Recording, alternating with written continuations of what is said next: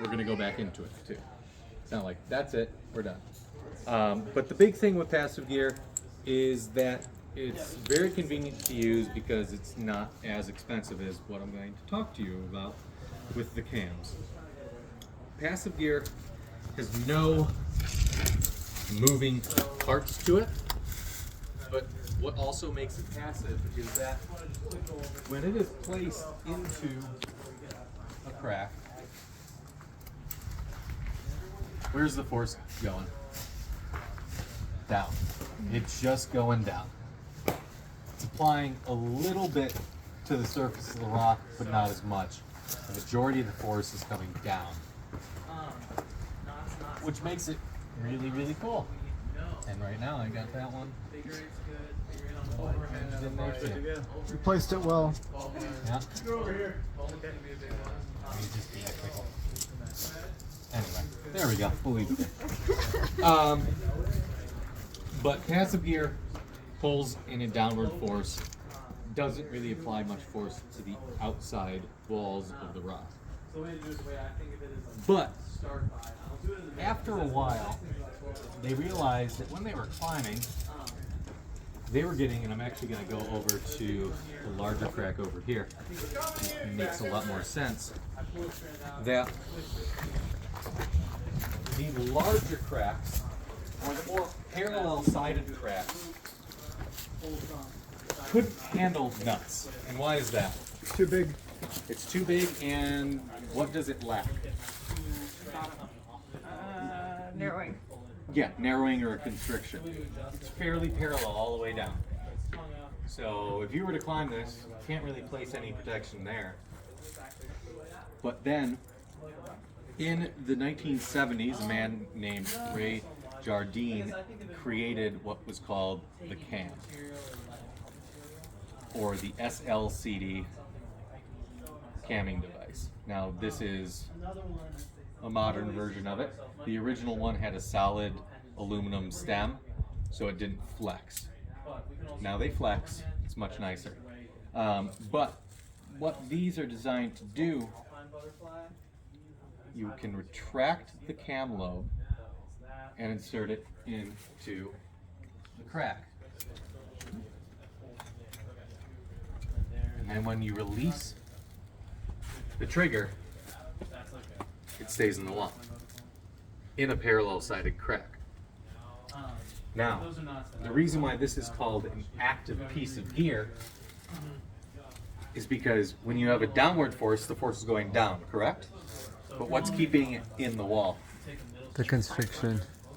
The pressure of the cam lobes pushing against Oh yeah, the the rock. cam. Yeah. So not only is the force applied downward, but every time I pull down, that cam wants to open, wants to go. So that's how it's staying in the rock. It's not magic.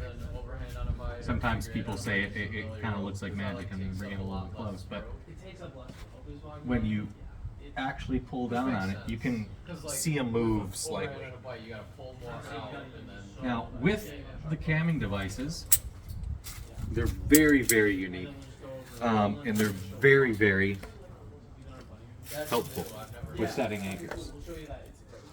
The thing is that this one cam costs the same amount as an entire set of nuts. So they're much pricier to have a lot of these. But when you're looking at it in terms of setting up anchors, they're very, very versatile. They have a very large range. Now, when I talk about the range, we're going to consider this 0, right? It's not even cammed. Then what would this be? 1. 100. That would be 100. You never want to place a cam at 100%. You never want to take it like this and insert it into the wall. And why do you think that is? You're not getting it out. Yeah, because there's just enough leeway for it to kind of push itself in a little bit more, but then you can't fully get it out. You can't pull the trigger out. It's stuck there forever. There are cams around the lake that you'll see that either have the triggers cut off or something like that, and they're just stuck there. On El Cap, Everybody see the Free Solo movie? Know about it, right? That route, the Salifay wall. On the third pitch, you come around a corner, and it's a blind corner, but a lot of people put gear in it because they just want to get something in because it's kind of really exposed. You're like 300 feet off the ground, and you have to turn a corner. No, you're good. I take this and now I've got And there are a bunch of cams that are completely compressed, just jammed in there, one after another. And it's the same cam, it's just like boop, boop, boop, and you're like, oh, well, looks like 3 people made the same mistake. So when you're placing cams, you never want to retract it fully, ever, to get it into constriction. What we want to look for with a cam is that when we place it, we're at 0 now, 100 here. You want to place it around a 40 to about a 70% range, 75% range. With this specific cam right here, this is the Black Diamond Camelot. This is pretty much industry standard. It actually has these 2 axles, which give it a wider range. But these 2 axles also serve as a guide for a really good placement. So see the tips of the lobes right here? If they're matched up with those axles, if you take it in a straight line down, that's pretty much like almost the maximum that you would want. But it's a very good placement. So you don't want the lobes to really pass. That's a little bit too tight. You'd probably need just a smaller cam, but you don't want it super wide like this, like, because it can just pop out. They're very good in parallel cracks, also horizontal cracks as well. They just fit in there really well. The big thing is, when you're placing a cam though, you want to make sure that all the lobes are even. See how I'm trying to keep it as even as possible? You don't want it like this. Why do you think that is? Any guesses? Only getting half the force. Yeah, so only really half of the cam is engaged. So the other half really isn't loaded properly. So you want to try to find nice placement where the lobes are almost uniform on either side.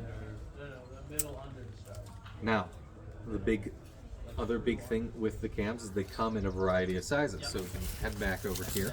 One I brought up, we will use it. Then you can get to very, very small cams. It's like a baby cam. Look at it. Its range of motion, range of articulation is much smaller, obviously. So with the smaller cams, you really need to be very careful with how you're placing them, because once again, you don't want to pull it to its full load. You still need to be in that kind of that 40 to 75%, but you can see it's a lot smaller of variation there. Okay. But these cams, which are right here, are what are called totem cams. And those are the ones that I brought up. I brought pretty much a double set of the C4 Camelots. These, like I said, are the industry standard. If you were to buy a set of cams, and we'll talk about it later as well, but this is, oh, there's 2 greens in there. Oh no. That's how many cams you'd probably need to kind of get started and a set of nuts. But How much would one of those cost? they start at about $75, and they go up to 100. I think they make a very large one. When we get back to the car, I can show you the 6, but now they have a 7 and 8, and it's like that big. But you really don't need that. It's like a boat anchor. But we've got all of these cams here. So what I want you guys to do then now is to grab some and take off. Oh, but I'm going to talk about these. These are totems. They're more specialty cams. Really cool because they do this. You can literally fold them in half. But they're also, you see a lot more cables on these. These are more, they can be also an aid climbing piece. They can actually be loaded just on two. And you can pull body weight on them. But that's if you get into trad lead. But for right now, we're just gonna start placing these. It doesn't matter whether you pick the totems or the camelots, but just grab a few. Even if it's a crack that's like right here, place it. There's some open ones there. They're all over the place. Kind of the same thing. Look for the sizes. Find a few and go.